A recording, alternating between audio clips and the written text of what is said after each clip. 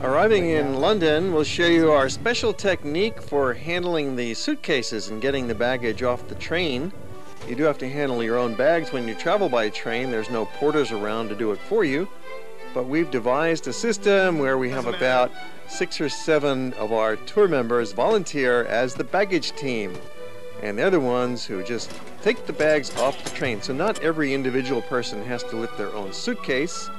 It's much quicker and easier to have the baggage team handle it. And we're soon on our way into our city tour of London, riding along on a bus with a local guide who tells us about the various sites. Dedicated, so you're going to be in this area later on. I believe you're going for a walk after the tour finishes, so some nice places to visit around here.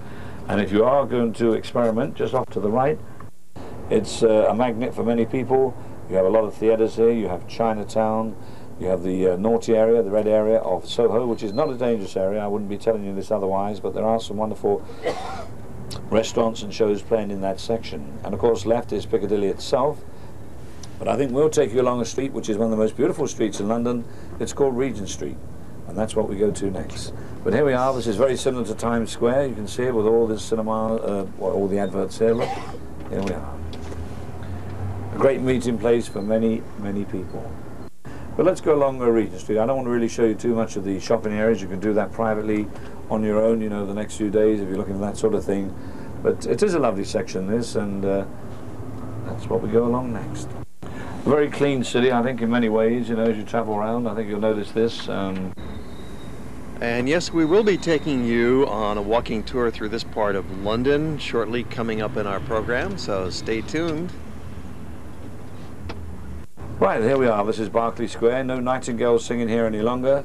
The last one to sing here, well, was a recorded one in 1953 for the coronation of Elizabeth II.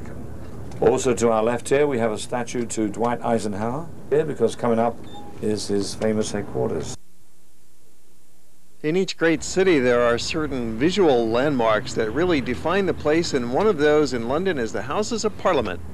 Just on the right here, Skinkers, and the Cooperage just around the corner here, where they do lovely old English food. Now we're gradually heading towards the east side, and of course gradually we're moving towards some of the financial areas. This intersection is called Threadneedle because the streets are so narrow. It's lined with banks and insurance companies. There's the law courts nearby. We're driving along on the Strand in the heart of the City of London. It's the financial center with thousands of office workers. And this is London Bridge, remember. The next bridge, though, which a lot of people get confused, this is the Great Tower Bridge. Another of the great symbols of the city, and yes, it's a drawbridge. It only opens a couple times a day, so we were quite lucky to run into this unusual event. It stops traffic for about 10-15 minutes, and then we're back on the bus crossing the bridge, heading to Trafalgar Square. So you've got all this very close to your hotel, so you really have a perfect spot for your hotel. As I said right from the beginning, this is the exact center of London, and you're right in it. And we're going to go from here through Leicester Square to Covent Garden, and then up Neal Street over to Cambridge Circus. We're going to go up Dean Street through Soho Square to Oxford Street, and then back down, heading towards Shaftesbury Avenue, Piccadilly Circus, up Regent Street, over to New Bond Street and Old Bond Street, down the Burlington Arcade, and then into Fortnum&Mason's. Then we'll take a break. And then we'll walk through St. James Square to St. James Palace, catch the changing of the guards, walk through St. James Park, catch the next phase of the changing of the guards, and see Buckingham Palace from the outside, and then we'll go walk through Green Park to lunch. All of which should take us through till about 12:30 or 1. Then on to Harrods for the afternoon. And then, remember, we're going to meet back at the hotel. For those who want to go to dinner at Brown's, we'll meet at the hotel lobby at 5:30. So this is Leicester Square. It's a really lively spot. There's always about 1,000 people here just milling around, sitting around, and there's entertainers of all sorts on the sidewalks, restaurants and movie theaters all around it. They call their street entertainers the buskers, and they come in all flavors and varieties. Some of them make music, some of them make comedy, some of them juggle, swallow fire, swallow swords. and generally entertain the crowd. Leicester Square is an entertaining part of the very busy center of London town. There's also Covent Garden, Piccadilly Circus, and Soho nearby. These neighborhoods combined take up about 1 square mile, and they are just loaded with all kinds of activities day and night. There's just simply watching people on the streets is the main thing that'll keep you busy, plus all the shops and the entertainment venues. There's theaters, clubs, and restaurants. The only way to see it is on foot. Tibetan store. They got all kinds of exotic shops here. Walking down Neal Street, it's a coincidence we run into a shop called O'Neill's. And here's a surf shop, California surf shop, O'Neill's. You know, he's a famous surfboard manufacturer and surf clothing. From Covent Garden, it's a short walk over to Soho. So now we are in Soho Square.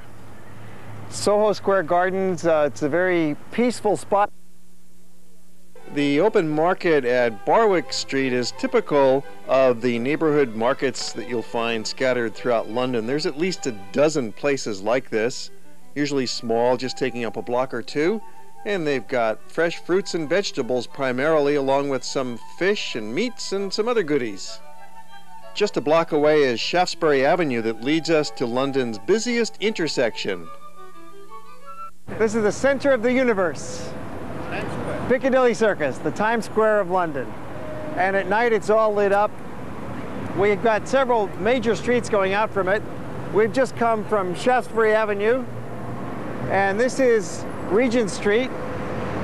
It's a beautiful curve to the road, isn't it? We're going to walk up there for a few blocks, Regent Street. And we've got the Eros, the statue of the angel in the middle. It's called the Angel of Christian Charity. And then Piccadilly goes up that way. So we're now in the Burlington Arcade. It's all private stores, jewelry shops. There are some very expensive shops here with very high quality.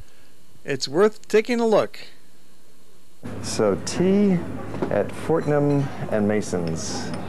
It's a fabulous store. They've got all kinds of foods on the main floor. They've recently expanded in size, and you'll be re-energized for the rest of your morning.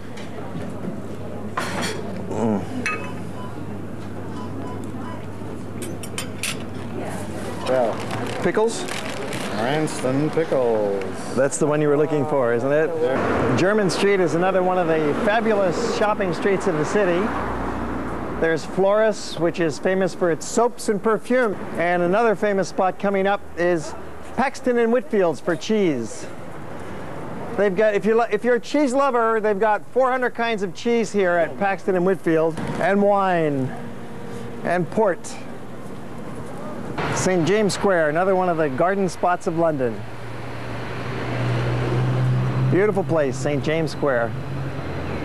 Some lawn and trees and flowers in there. We're just walking around it on our way to the changing of the guards. I'll share my secret technique with you for getting the most out of the changing of the guards. You arrive at St. James Palace at 11:10. And then you walk across the park over to the barracks to hear the big band coming out.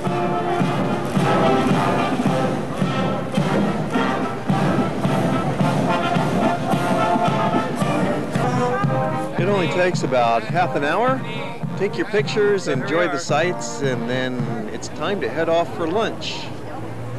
But first we sharpen our appetite with a pleasant stroll through Green Park.